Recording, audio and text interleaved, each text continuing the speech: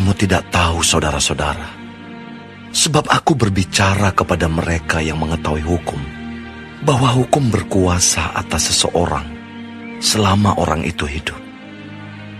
Sebab seorang istri terikat oleh hukum kepada suaminya selama suaminya itu hidup. Akan tetapi apabila suaminya itu mati, bebaslah ia dari hukum yang mengikatnya kepada suaminya itu. Jadi selama suaminya hidup, ia dianggap berzina kalau ia menjadi istri laki-laki lain. Tetapi jika suaminya telah mati, ia bebas dari hukum, sehingga ia bukanlah berzina kalau ia menjadi istri laki-laki lain. Sebab itu saudara-saudaraku, kamu juga telah mati bagi hukum Taurat oleh tubuh Kristus, supaya kamu menjadi milik orang lain, yaitu milik Dia yang telah dibangkitkan dari antara orang mati, agar kita berbuah bagi Allah. Sebab waktu kita masih hidup di dalam daging, hawa nafsu dosa yang dirangsang oleh hukum Taurat bekerja dalam anggota-anggota tubuh kita, agar kita berbuah bagi maut. Tetapi sekarang kita telah dibebaskan dari hukum Taurat, sebab kita telah mati bagi Dia yang mengurung kita, sehingga kita sekarang melayani dalam keadaan baru menurut roh, dan bukan dalam keadaan lama menurut huruf hukum Taurat. Jika demikian, apakah yang hendak kita katakan?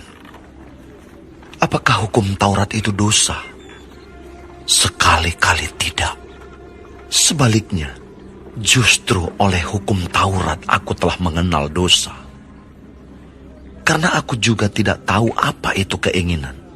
Kalau hukum Taurat tidak mengatakan, jangan mengingini. Tetapi dalam perintah itu, dosa mendapat kesempatan untuk membangkitkan di dalam diriku rupa-rupa keinginan. Sebab tanpa hukum Taurat, dosa mati. Dahulu aku hidup tanpa hukum Taurat. Akan tetapi sesudah datang perintah itu, dosa mulai hidup. Sebaliknya aku mati. Dan perintah yang seharusnya membawa kepada hidup, ternyata bagiku justru membawa kepada kematian. Sebab dalam perintah itu, dosa mendapat kesempatan untuk menipu aku. Dan oleh perintah itu, ia membunuh aku. Jadi, hukum Taurat adalah kudus, dan perintah itu juga adalah kudus, benar dan baik. Jika demikian, adakah yang baik itu menjadi kematian bagiku? Sekali-kali tidak. Tetapi supaya nyata bahwa ia adalah dosa, maka dosa mempergunakan yang baik untuk mendatangkan kematian bagiku, supaya oleh perintah itu dosa lebih nyata lagi keadaannya sebagai dosa. Sebab kita tahu bahwa hukum Taurat adalah rohani, tetapi aku bersifat daging, terjual di bawah kuasa dosa. Sebab apa yang aku perbuat, aku tidak tahu. Karena bukan apa yang kukendaki yang aku perbuat, tetapi apa yang aku benci, itulah yang aku perbuat. Jadi jika aku perbuat apa yang tidak aku kehendaki, aku menyetujui bahwa hukum Taurat itu baik. Kalau demikian, bukan aku lagi yang memperbuatnya, tetapi dosa yang ada di dalam aku. Sebab aku tahu bahwa di dalam aku, yaitu di dalam aku sebagai manusia, tidak ada sesuatu yang baik. Sebab kehendak memang ada di dalam aku, tetapi bukan hal berbuat apa yang baik. Sebab bukan apa yang aku kehendaki, yaitu yang baik yang aku perbuat, melainkan apa yang tidak aku kehendaki, yaitu yang jahat yang aku perbuat. Jadi, Jika aku berbuat apa yang tidak aku kehendaki, maka bukan lagi aku yang memperbuatnya, tetapi dosa yang diam di dalam aku. Demikianlah aku dapati hukum ini. Jika aku menghendaki berbuat apa yang baik, yang jahat itu ada padaku. Sebab di dalam batinku, aku suka akan hukum Allah. Tetapi di dalam anggota-anggota tubuhku, aku melihat hukum lain yang berjuang melawan hukum akal budiku dan membuat aku menjadi tawanan hukum dosa yang ada di dalam anggota-anggota tubuhku.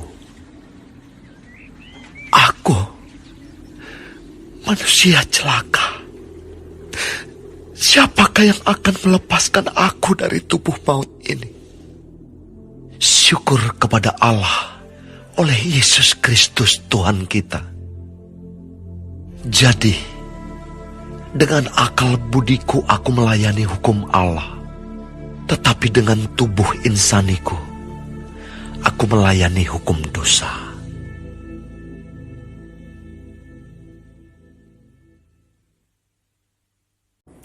Roma 7 ayat 1-25. Dalam perikop ini ada kaitan orang Kristen dan hukum Taurat. Orang Kristen harus mengerti hukum Taurat dan harus lebih lagi memahami firman Tuhan sebagai anak-anak Allah, sebab dikatakan bahwa ada hukum yang harus ditepati, yaitu suami dan istri tidak boleh berpisah kalau masih hidup, tapi kalau pasangannya sudah meninggal bisa menikah lagi.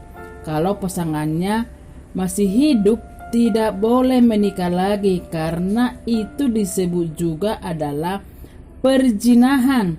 Tapi kalau sudah meninggal salah satunya diizinkan dan boleh menikah lagi. Demikian juga hukum Taurat.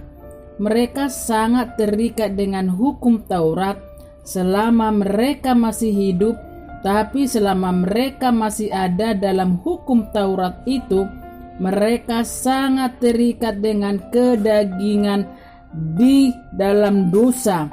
Jikalau mereka sudah menerima keselamatan yang dianugerahkan Allah, yaitu melalui Yesus Kristus, mereka dibangkitkan kembali kepada kasih karunia Allah dengan perantaraan Yesus Kristus, dan tanpa kasih Allah kita tidak bisa hidup dengan kekuatan sendiri.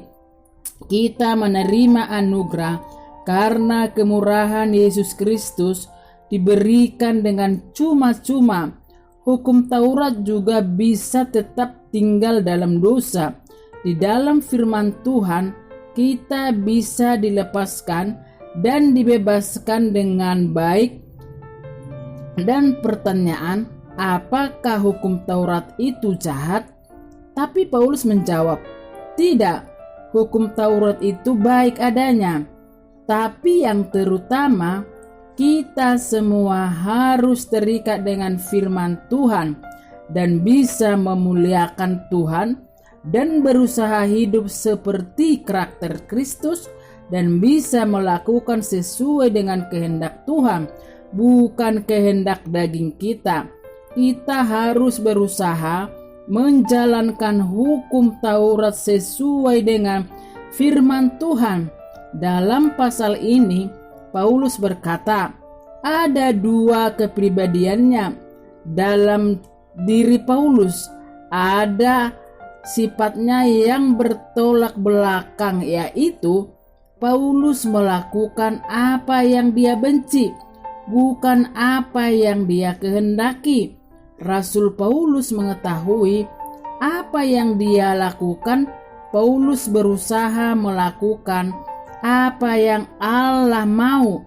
Ini adalah pergumulan Rasul Paulus terhadap dirinya. Rasul Paulus juga berusaha mengalahkan keinginan dagingnya, yaitu dosa, dan juga berusaha melakukan yang baik dan benar di mata Allah. Paulus selalu mengalahkan dosa dalam dirinya, sebab dia percaya bahwa Yesus Kristus sudah menebus dosanya. Oleh karena itulah Paulus mati untuk dosa dan melakukan yang benar di mata Tuhan. Paulus sangat peka dengan Roh Kudus yang ada di dalam hidupnya, sehingga tidak gampang masuk ke dalam jurang dosa. Paulus sangat sensitif dengan dosa, tetapi Rasul Paulus juga sadar bahwa ia orang berdosa. Itulah sebabnya Rasul Paulus sungguh-sungguh mengatakan bahwa dia sudah menerima anugerah keselamatan, yang artinya dia menjadi milik Yesus Kristus. Hanya bersama Tuhan Yesus Kristus kita sanggup mengalahkan keinginan daging kita masing-masing yang masuk dalam dosa. Tetapi sejak kita menerima Tuhan Yesus Kristus, kita pun sudah dikuduskan dengan darahnya yang kudus, sebab Tuhan Yesus sudah mati di kayu salib. Marilah kita jangan gampang lagi terperangkap dalam dosa, sebab Tuhan Yesus Kristus sudah mati bagi kita untuk menebus dosa dan pelanggaran kita dan menyelamatkan jiwa kita. Amin. Terima kasih. Tuhan Yesus